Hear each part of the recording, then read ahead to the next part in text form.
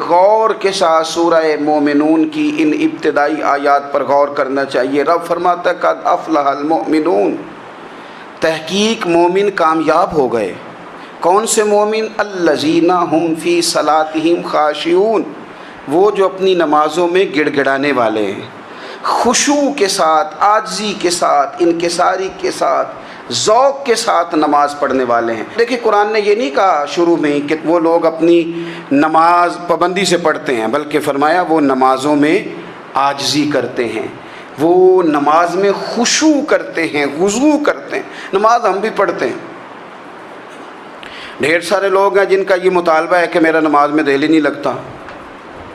پہلی بات تو یہ ہے کہ دل نہ بھی لگے تو نماز پھر بھی پڑھنی ہے، اور دوسری بات یہ ہے کہ دل لگانے کو بھی تو کچھ انسان کے پاس چیزیں ہونی چاہیے نا، کوئی ضروریات ہوتی ہیں۔ سب سے پہلی بات یہ کہ مسئلہ نماز کا نہیں، مسئلہ اہمیت کا ہے۔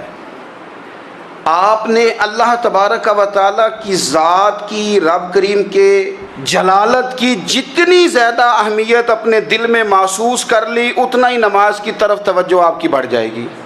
آپ سادی سی مثال ہے، غور کر لیں، جتنا آپ اپنے استاد کو پروٹوکول دیتے ہیں، جتنی عزت کرتے ہیں، اتنا ہی وقت پہ آپ ان کے پاس پہنچ بھی جاتے ہیں۔ اگر آپ کے دل میں اہمیت نہیں ہے تو آپ ٹال دیں گے، اور جس استاد کی اہمیت ہے اس کے فون کی گھنٹی بجتے ہی فون بھی اٹھایا جائے گا، اور بات پوری مکمل بھی نہیں ہوگی تو کہا جائے گا جیسے آپ کہیں گے، اور جو وقت وہ دیں گے ان سے 10 منٹ پہلے پہنچنے کی کوشش بھی کی جائے گی۔ بس سمجھ لیں دل لگنے نہ لگنے کا مسئلہ نہیں، اہمیت کا مسئلہ ہے۔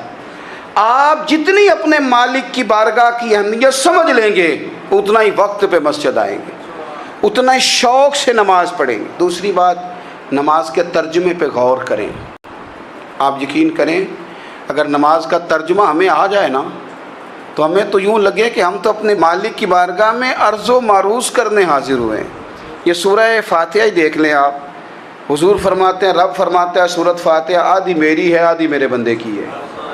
جب اس نے کہا الحمدللہ رب العالمین الرحمن الرحیم مالک یوم الدین ایاک نعبد و ایاک نستعین، جب یہاں تک وہ لفظ کہتا ہے تو یہ حصہ میرا تھا۔ اس نے اپنے رب کی تعریف کی، اور جب کہا نا اس نے اہدنا الصراط المستقیم، اب بندے نے التجائیں شروع کر دی۔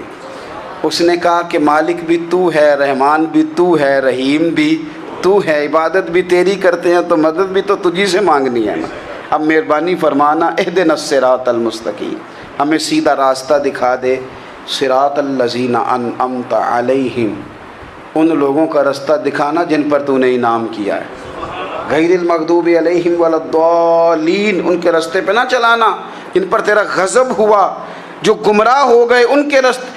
تو نماز میں جب ترجمے پر آپ کا غور ہوتا ہے تو آپ کا تو دل خود بخود لگ جاتا ہے، شوق بڑھ جاتا ہے آپ کا۔ تو اتنی چیزیں ہم زندگی میں یاد کرتے ہیں، تو اگر ترجمہ بھی نماز کا یاد کر لیں اور پھر شوق سے پڑھیں تو آپ یقین کریں طبیعت کھنچی چلی آئے گی۔ ہمارے یہاں کچھ لوگ نماز پڑھتے ہیں پر بڑی لاپرواہی سے پڑھتے ہیں، کبھی ادھر دیکھتے ہیں کبھی ادھر دیکھتے ہیں، کبھی بال سہلاتے ہیں۔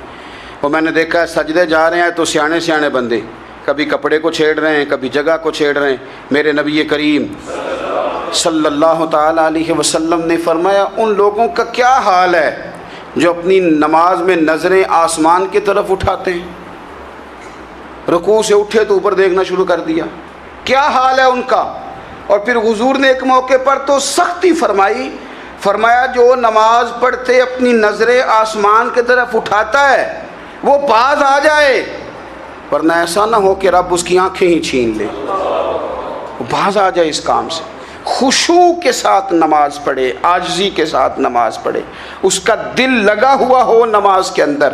میرے نبی پاک صلی اللہ تعالیٰ علیہ وآلہ وسلم کے غلام حضرت انس بن مالک رضی اللہ تعالیٰ عنہ فرماتے ہیں کہ رسول پاک صلی اللہ علیہ وسلم نے مجھ سے فرمایا تھا کہ بیٹے نماز میں ادھر ادھر دیکھنے سے بچو، کیونکہ فرمایا نماز میں ادھر ادھر توجہ کرنا یہ بندے کو ہلاک کر دیتا ہے، ہلاکت ہے اس میں اگر تم نے ادھر ادھر توجہ ہوگی۔ نماز تم مالک کی بارگاہ میں کھڑے ہو اور تم دیکھ ادھر ادھر رہے ہو، تو ایک تو نماز عاجزی کے ساتھ۔ پھر فرمایا والذین ہم عن اللغو معرضون، وہ لوگ جو فضول باتوں سے، لغویات سے اپنا منہ پھیر لیتے ہیں، فضولیات سے۔ ہمارے ہاں نا بہت سارے لوگ ایسے ہیں جو بلا وجہ ان چیزوں میں دلچسپی لیتے ہیں جو ان کے مطلب کی نہیں ہے، ان کے مطلب کی مطلب آپ کسی سے ملنے کہتے ہیں کیا حال ہے، ٹھیک ہے جی، بچوں کا کیا حال ہے، ٹھیک ہے، بچے کتنے ہیں؟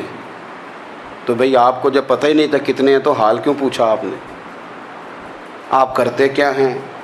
آپ کا بڑا بھائی کیا کرتا ہے، چھوٹا بھائی کیا کرتا ہے، ابا جی کیا کرتے ہیں؟ بھئی آپ کے مطلب کی بات نہیں، آپ مطلب کی مقصد کی بات کریں، بے مقصد باتوں میں الجھنے کی ضرورت نہیں ہے۔ دیکھیں، اپنا ادارہ میں چلاتا ہوں، اپنا گھر آپ چلاتے ہیں، اپنی ڈیوٹی آپ کرتے ہیں، آپ کو زیادہ بہتر پتہ ہے کہ آپ اپنا گھر کیسے چلا رہے ہیں، مجھے زیادہ بہتر پتہ ہے کہ میں مدرسہ مسجد، مجھے زیادہ بہتر پتہ ہے اس کے اندر کون سی اصطلاح کس طرح کرنی ہے، یہ مجھ سے زیادہ بہتر کوئی بندہ جانتا نہیں۔ اب ہم کیا کرتے ہیں، جب ہم دوسرے کے کام میں مداخلت کرتے ہیں تو دو نقصان ہوتے ہیں، ایک تو اس کے ساتھ ہمارا رائے کا اختلاف ہو جاتا ہے، اور دوسرا ہمارے اپنے بہت سارے کام رہ جاتے ہیں، کیونکہ ہماری توجہ ہی دوسرے کی جانب تھی، اپنے بڑے سارے کام رہ جاتے ہیں۔ اس لیے بہت ساری ایسی چیزیں ہیں جن میں بلا وجہ کوئی مقصد نہیں۔ ہم پرانے لوگوں سے باتیں سنا کرتے تھے، ہمارے بزرگ کہا کرتے تھے جڑے پنڈ جانا نہیں، جڑے پنڈ جانا نہیں اودا راہ پوچھنے دی کی لو۔ لغویات میں نہ الجھے، فضولیات میں نہ الجھے، یعنی ٹو میں رہنا، ٹو میں۔